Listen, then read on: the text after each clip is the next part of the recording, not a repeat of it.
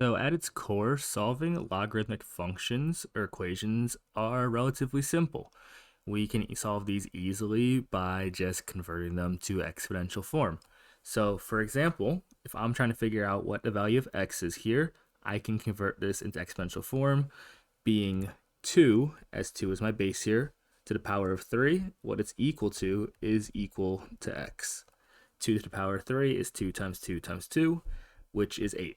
So x, in this case, would be equal to 8.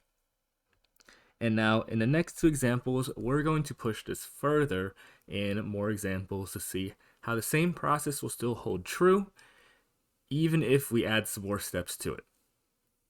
So for our next example here, I can go ahead and follow the same process with the same way I did the last one. This example here being log base 3 of x minus 3 equaling 3. Again, my key here is to convert this into exponential form. So I'll take my base of 3, put that to the power of what it's equal to, being 3. And now that's going to equal my argument being x minus 3. 3 to the power of 3, that would be 27. So 27 is going to equal x minus 3. And then to solve for x, I just add 3 to both sides.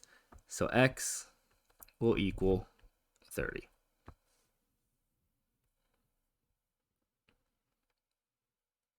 Now in our next example, here's where we're going to actually apply some extra things here, these being our log properties.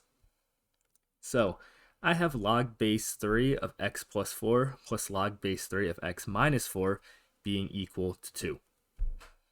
Before I can go ahead and convert like I did in the last one, or the last couple questions, what I want to do is I want to use my log property being the product rule to go ahead and combine these two logs to just be one log. And when I have two logs with the same bases being added to each other, I can go ahead and multiply the arguments.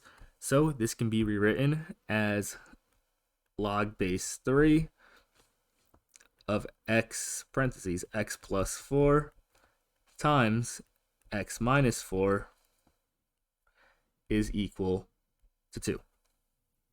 I'm going to go ahead and multiply out x plus 4 times x minus 4.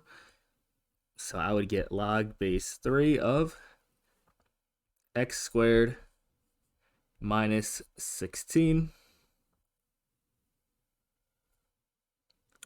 equals 2. I was able to pretty easily identify that due to the fact of it being a difference of squares. Then after that, I can now convert this to exponential form. So just like the previous couple questions, I am going to take my 3. So I'll have 3 to the power of 2 is equal to my argument, this time being x squared minus 16.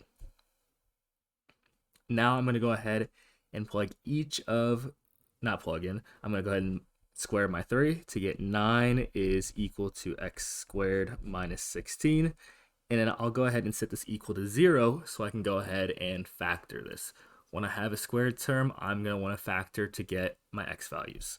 So I will have 0 is equal to x squared minus 25. And this right here, if you can identify this, is a difference of squares again. So my two x values will be I'll have x minus 5 and x plus 5. Let's not skip any steps here. And then so my two x values will be x is equal to 5 and x is equal to negative 5. Now I have two answers here. In this case, only one of them is going to work. The only answer that's going to work here is x is equal to positive 5. And that is because if I was to plug in negative 5 back into either one of my original equations, I would get a negative number as a result.